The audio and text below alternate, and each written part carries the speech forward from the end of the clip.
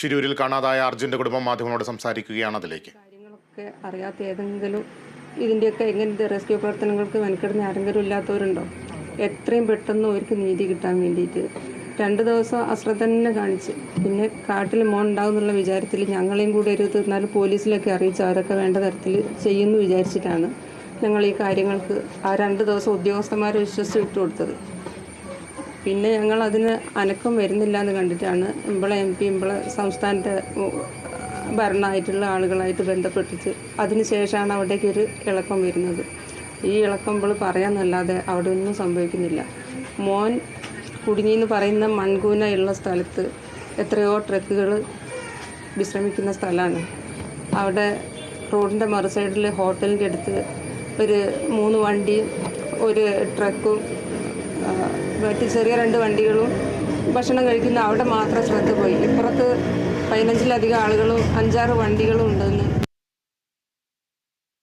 ഇന്നത്തെ നൈറ്റിൽ ഓടിയ അവിടുത്തെ കന്നഡ വാർത്തയിൽ ഞാൻ കണ്ടാണ്. അതിപ്പം നമുക്ക് വാർത്തയിൽ നിന്ന് എടുക്കാൻ പറ്റും ആ ക്ലിപ്പ്.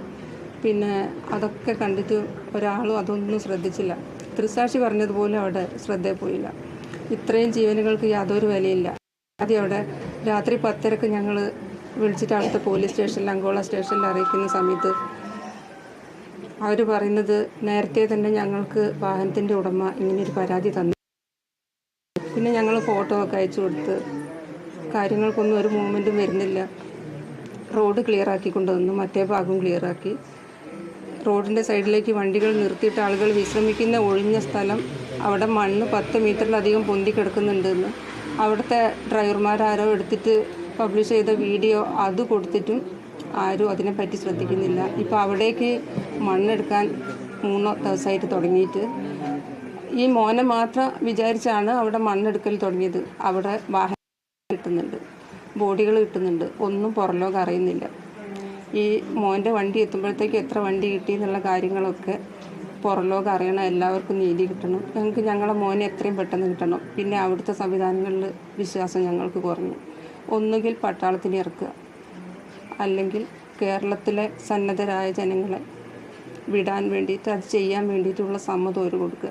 ഇപ്പം ഞങ്ങൾക്ക് ഭയമുണ്ട് മകനും ഹാനി സംഭവിക്കുമെന്നും കൂടെ. എന്താ വെച്ചാൽ മോൻ്റെ വണ്ടീൻ്റെ 2 ഓണർമാരിൽ ഒരാളെ അവിടുത്തെ SP വേദനയാക്കുന്നുണ്ട്. അപ്പോൾ ഇവിടുത്തെ മക്കൾക്കൊക്കെ ഒരു ഭയപ്പാടും കൂടെ ഉള്ളതാണ്. ഈ ഒരു ഭീകരാന്തരീക്ഷം കൂടിയാണ്. അവിടെ മറ്റ് കമ്മ്യൂണിക്കേഷനൊക്കെ ഒരു എന്താ വെച്ചാൽ ഭാഷേൻ്റെ വിഷയമുണ്ട്. മനസ്സിലെ ഈ കടലിരുമ്പം പോലത്തെ ഈ അവസ്ഥ അതിൻ്റെ മുന്നിൽ പെട്ടിട്ട് അവിടെ ഈ റെസ്ക്യൂ പ്രവർത്തനത്തിൻ്റെ മന്ദഗതിയും കൂടെ കാണുമ്പോൾ ഇവർ സംഭവിക്കുന്ന ഒരു അവസ്ഥ ഭയങ്കരമാണ്. അതിൻ്റെ ഉള്ളിൽ ഓരോ ചോരയാണ് ഉള്ളിൽ കിടന്ന് ഞാൻ എന്തവസ്ഥയിലാണെന്ന് അറിയാത്തത്. ഇപ്പോൾ ജീവനോടുണ്ടോയെന്ന് പോലും എല്ലാവരും പറയുന്നുണ്ട് സേഫ് വണ്ടിയാണെന്ന്. പക്ഷേ ഇപ്പം ജീവനുണ്ടോയെന്ന് പോലും മനസ്സിലാകുന്നില്ല. എനിക്ക് എൻ്റെ മനസ്സിൽ എന്താ അവസ്ഥ എന്ന് എനിക്ക് പറയാൻ പറ്റുന്നില്ല.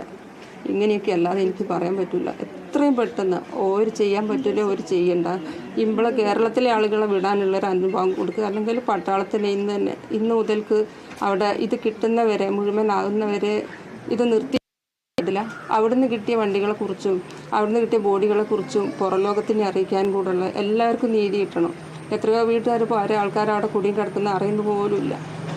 എത്ര ബോഡി കിട്ടി, അവിടുത്തെ എത്ര വണ്ടി കിട്ടി, ഇതെല്ലാം പുറലോകം അറിയണം. നമുക്കൊരൊറ്റ ആവശ്യമുള്ളൂ, ഒന്നുകിൽ പട്ടാളം വരിക, അതല്ലെങ്കിൽ നമ്മുടെ കേരളത്തിൽ നിന്ന് ഒരുപാട് ആളുകൾ പോകാൻ റെഡി ആയിട്ട് നിൽക്കുന്ന സന്നദ്ധരായിട്ടുള്ള വളണ്ടിയേഴ്സ് ഉണ്ട്. അവർക്ക് ഒരുപാട് എക്യുപ്മെൻറ്റ്സ് നൽകാനുള്ള ടീംസ് ഉണ്ട്. അവരൊക്കെ റെഡിയാണ്. അതിനുള്ളൊരു പെർമിഷൻ അവിടുത്തെ സർക്കാരിൽ നിന്നും ലഭിക്കുക. ഇതിലേതെങ്കിലും ഒരു കാര്യം നമുക്ക് കിട്ടണം. എത്രയും പെട്ടെന്ന് അർജുനെ എടുക്കുക. അത് അവനെ കണ്ടു കിട്ടുന്നവരെ ഇനി റെസ്ക്യൂ നിർത്തിവെക്കാൻ പാടില്ല.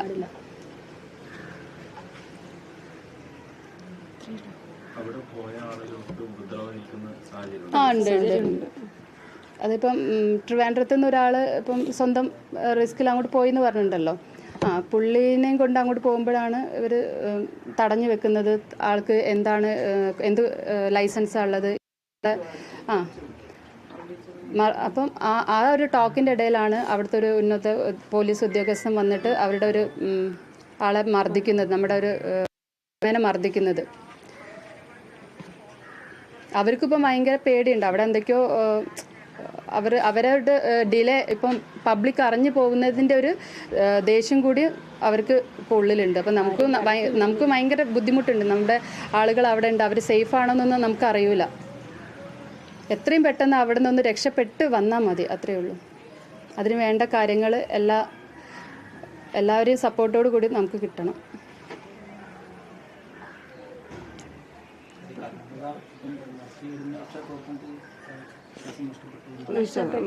അതെപ്പോഴോ നഷ്ടപ്പെട്ടു. അത് നഷ്ടപ്പെട്ടിട്ടാണ് നമ്മൾ നമ്മുടെ രീതിയിൽ ഉള്ള കാര്യങ്ങൾ നീക്കി വെച്ച്. നമ്മൾ PM മെയിൽ അയച്ചിട്ടുണ്ട്, പ്രധാനമന്ത്രി നരേന്ദ്രമോദിജിക്ക് മെയിൽ അയച്ചിട്ടുണ്ട്, നമ്മുടെ സുരേഷ് ഗോപി സാറിന് മെയിൽ അയച്ചിട്ടുണ്ട്, നമ്മൾ CM മെയിൽ അയച്ചിട്ടുണ്ട്. എല്ലാവരും നമ്മൾ ഈ ഒരു ആർമിയുടെ ആവശ്യം പറഞ്ഞിട്ട് മെയിൽ അയച്ചിട്ടുണ്ട്. പ്രതികരണം ഇപ്പോൾ മാസ്റ്റർ വന്നിട്ടുണ്ടായിരുന്നു. അപ്പം CM മെയിലൊക്കെ അവർ കണ്ടു എന്ന് പറഞ്ഞു. അവർക്ക് കിട്ടിയ ഇൻഫർമേഷൻ കണ്ടിട്ടുണ്ട്, അതിന് വേണ്ട കാര്യങ്ങൾ അവർ ചെയ്യുന്നുണ്ടെന്ന് പറഞ്ഞു.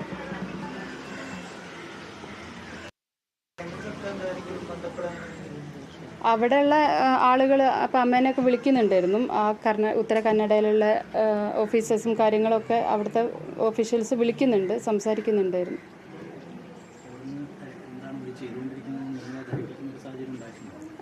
ആദ്യമൊന്നും ഹസ്ബൻഡിന് കയറ്റിയില്ലായിരുന്നു. പിന്നെ നമ്മുടെ ഇവിടുത്തെ ഇടപെടൽ കാരണം 2 പേരെ അവിടേക്ക് കയറ്റിയിട്ടുണ്ട്.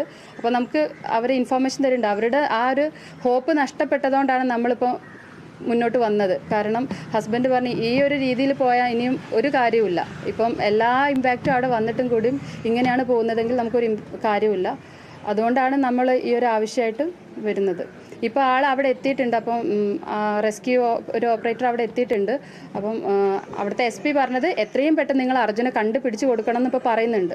അവനെ കണ്ടുപിടിക്കുന്ന വേണ്ട എല്ലാ സഹായ സഹകരണങ്ങളും ഞങ്ങൾ ചെയ്തു തരാമെന്ന്. പക്ഷെ അവരുടെ അടുത്ത് ഇത്രയും സഹായ സഹകരണങ്ങളുള്ളൂ. ആ സഹകരണം വിചാരിച്ച് ഞങ്ങൾ ഇനി എത്ര ദിവസം കാത്തിരിക്കണം എന്ന് നമുക്കറിയില്ല. അവർക്ക് പറ്റുന്നില്ല എന്നുള്ളൊരു സിറ്റുവേഷൻ വരികയാണെങ്കിൽ നമുക്ക് അടുത്ത സ്റ്റെപ്പ് നോക്കട്ടെ, അടുത്ത ഓപ്ഷൻ നോക്കണ്ടേ. പറഞ്ഞത് ഇനി 2 ദിവസം കൂടി വെയിറ്റ് ചെയ്യണം. 1-2 ദിവസം കൂടെ അയാൾക്ക് ഒരു ഇതുമില്ല, ഒരു ഹ്യൂമൻ വാല്യൂ കൊടുക്കാത്ത രീതിയിലുള്ളൊരു സംസാരമാണ്. 1-2 ദിവസം കൂടി നമുക്ക് ഇനിയും വെയിറ്റ് ചെയ്യാം. നമുക്ക് ഓക്കെ അവനെ കിട്ടുമോ ഇല്ലയോ അത് നമുക്കറിയില്ല. ഈ ഒരു അവസ്ഥയിൽ ഇപ്പോൾ നമുക്ക് എല്ലാം നഷ്ടപ്പെടും. ഇനി ഇങ്ങനെ ഒരു സിറ്റുവേഷൻ നമുക്ക് ഒരാൾക്കും വരാൻ പാടില്ല. നമ്മളൊരു സിസ്റ്റം ഉണ്ട്, നമ്മൾ ഇന്ത്യ ഗവൺമെൻറ്, നമ്മൾ ഓരോ സ്റ്റേറ്റ് ഗവൺമെൻറ്, അവിടെ ഒരു സിസ്റ്റം ഉണ്ട്. ആ സിസ്റ്റത്തിലുള്ള വിശ്വാസം നമുക്ക് എല്ലാവർക്കും നഷ്ടപ്പെടുകയാണ്. ഒരു ഇൻസിഡൻറ്റ് ഉണ്ടായി, ഇത്രയും മാസീവ് ലാൻഡ് സ്ലൈഡ് ഉണ്ടായി അവിടെ. ഇത്ര ദിവസമായി 5 ദിവസമായിട്ടും അതിനൊരു ഇപ്പോഴും അവിടെ ഇനിയും കിട്ടാനുണ്ട്. അത് മിലിറ്ററിൻ്റെ ആവശ്യമല്ല, അതൊക്കെയാണ് ഇപ്പോൾ പോയത്. മിലിറ്ററിൻ്റെ ആവശ്യം ഒന്നും ഇവിടെ തോന്നുന്നില്ല എന്ന് ഈ 5 ദിവസമായിട്ട്. അപ്പം എന്തുകൊണ്ട് ഇവർക്ക് ചെയ്ത് തീർക്കാൻ പറ്റിയില്ല? മാൻ മിസ്സിംഗ് അന്ന് തന്നെ അവിടെ റിപ്പോർട്ടായതാണ്. അവരിപ്പോൾ അവിടുത്തെ പോലീസ് സ്റ്റേഷൻ എന്നൊക്കെ പറയുന്ന അവർ അറിഞ്ഞിട്ടില്ല, നമ്മൾ കംപ്ലയിൻറ്റ് രജിസ്റ്റർ ചെയ്തിട്ടില്ല എന്നാണ്. നമ്മൾ അന്നത്തെ ആ രാത്രി തന്നെ അവനെ കിട്ടാതെ ആയ സമയത്ത് തന്നെ എൻ്റെ സിസ്റ്റർ വിളിച്ചിട്ട് അവിടുത്തെ പോലീസ് സ്റ്റേഷനിൽ വിളിച്ച് സംസാരിച്ചപ്പം അവരിങ്ങോട്ട് ചോദിച്ചു, അർജുൻ അല്ലേ, അർജുൻ്റെ മിസ്സിങ് ഇവിടെ റിപ്പോർട്ട് ചെയ്തിട്ടുണ്ട്. ഇവിടെ ഉച്ചയ്ക്ക് നമുക്ക് ഓണേഴ്സ് അവരെ GPS-ൻ്റെ എന്തോ കാര്യം പറഞ്ഞിട്ട് അവർ ഒരു മിസ്സിങ് രജിസ്റ്റർ ചെയ്തിട്ടുണ്ട്, അവർ ഇൻഫോം ചെയ്തിട്ടുണ്ട്. നമ്മൾ ഒരു ഫോട്ടോ ചോദിച്ച് രാത്രി ഫോട്ടോയും അയച്ചു കൊടുത്ത ആ കാര്യങ്ങളൊക്കെ നമ്മുടെ ഫോണിലുണ്ട്. അന്ന് രാത്രി തന്നെ സെയിം ഇൻസിഡൻറ്റ് നടന്ന സെയിം നൈറ്റ് നമ്മൾ ഇതൊക്കെ അവരുമായിട്ട് ചെയ്തിട്ടുണ്ട്. പിറ്റേ ദിവസം നമ്മൾ ഇവിടുത്തെ പോലീസ് സ്റ്റേഷനിലും പോയിട്ട് ഇൻഫോം ചെയ്തിട്ടുണ്ട്. പിറ്റേ ദിവസം ഹസ്ബൻഡ് അന്ന് രാത്രി തന്നെ ഇവിടുന്ന് പുറപ്പെട്ട ആളുകൾ പിറ്റേ ദിവസം അവിടെ പോയിട്ട് 2 തവണ ഉച്ചയ്ക്കും വൈകിട്ടൊക്കെ അവിടുത്തെ പോലീസ് സ്റ്റേഷനിൽ കയറി ഇറങ്ങിയിട്ടുണ്ട് ഈ കാര്യം പറഞ്ഞിട്ട്. പക്ഷെ അപ്പോഴൊന്നും എടുത്തിട്ടില്ല. ഇന്നലെ രാത്രിയാണ് അവർ FIR രജിസ്റ്റർ ചെയ്യുന്നത്. അപ്പോൾ അത്രയും വീഴ്ച അവിടെ സംഭവിച്ചിട്ടുണ്ട്. പിന്നെ ഞങ്ങളൊരു സാധാരണ കുടുംബമാണ്. നമുക്ക് ഒരു ഇൻസിഡൻറ്റ് വരുമ്പോൾ നമ്മൾ പോലീസ് സ്റ്റേഷനിൽ അറിയിക്കുക. പിന്നെ ഇത്രയും വലിയൊരു ഇതാണ് സംഭവിച്ചത്. അതിൻ്റെ അടിയിൽ ഇത്രയും ട്രക്ക് ഉണ്ട്, ഹൈവേ ആണ്, അതിൻ്റെ അടിയിൽ അത്രയും വണ്ടികളുണ്ട്. അപ്പോൾ ഇതൊക്കെ നമ്മളൊരു സാധാരണക്കാർ പറഞ്ഞിട്ട് വേണം അവിടുത്തെ സിസ്റ്റം അറിയാൻ, അല്ലെങ്കിൽ ഒരു ഗവൺമെൻറ് അറിയാൻ നമ്മൾ പറഞ്ഞിട്ട് വേണം അറിയാൻ. ആ ഒരു രാവിലെ 8:45 അപ്പോൾ ആ ഒരു സമയത്ത് അതിൽ എത്ര വെഹിക്കിൾസ് പോകുന്നുണ്ട്, അവരെ ഒന്നും വേണ്ടേ? നമ്മളിങ്ങനെ നമ്മൾ ഊഹാപോഹങ്ങൾ വെച്ചിട്ടാണ് നമ്മൾ അവിടെ എത്തിപ്പെടുന്നത്. അപ്പോഴേക്കും ഒരു ദിവസം വൈകി, അതായത് നമ്മൾ ഉച്ചയ്ക്കൊന്നും അറിഞ്ഞില്ല, വൈകിട്ടാണ് മകൻ ചിലപ്പോൾ അതിലകപ്പെട്ടിട്ടുണ്ടാവാം എന്നുള്ളൊരു ധാരണ വരുന്നത്. അതിന് മുന്നേ ഓരോരുത്തർ പറഞ്ഞു അവൻ അതിലെ പോയിട്ടുണ്ട്, കാട്ടിലേക്ക് റൂട്ടിന് കയറിയിട്ടുണ്ട്. ആ ഒരു വിശ്വാസത്തിൻ്റെ പുറത്താണ് നമ്മൾ രാത്രി വരെ ഇരുന്നത്. രാത്രി ആയപ്പം പോലീസ് സ്റ്റേഷനിൽ മിസ്സിങ് ആ ഒരു രജിസ്ട്രേഷൻ ഇന്ന് പോയി, അപ്പം തന്നെ പോയി. പക്ഷെ അവിടെ റെസ്ക്യൂ നടക്കുന്നുണ്ട്, ഇപ്പം കിട്ടും. ആദ്യത്തെ 1-2 ദിവസം എൻ്റെ ഹസ്ബൻഡും 2 അനിയന്മാരും അവിടെ ഉണ്ട്.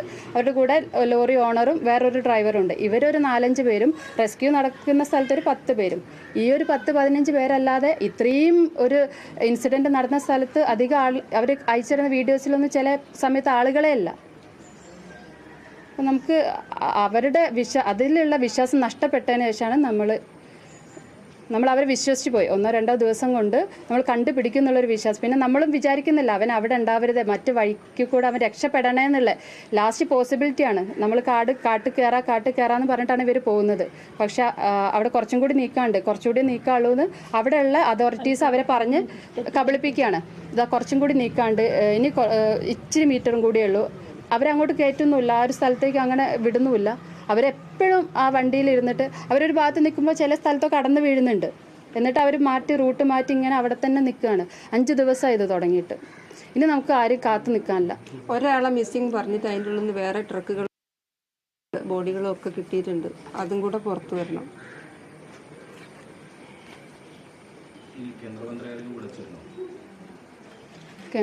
ഇല്ല MP യോടെ വന്നിരുന്നു. സാറ് വിളിച്ചിട്ടുണ്ടായിരുന്നു, ഇന്നലെ വിളിച്ചിട്ടുണ്ടായിരുന്നു.